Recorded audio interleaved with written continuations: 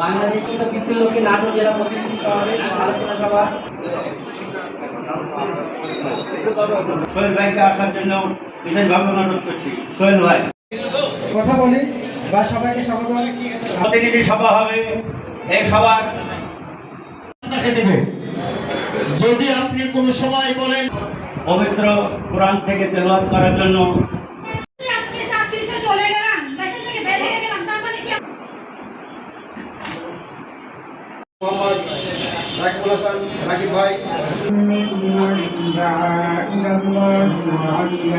এখানে কারো উপস্থিত হয়েছে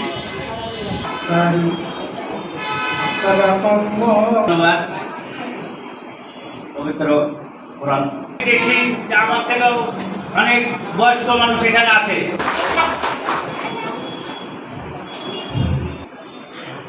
আমাদের যে প্রোগ্রাম সভাপতি জনাব মোহাম্মদ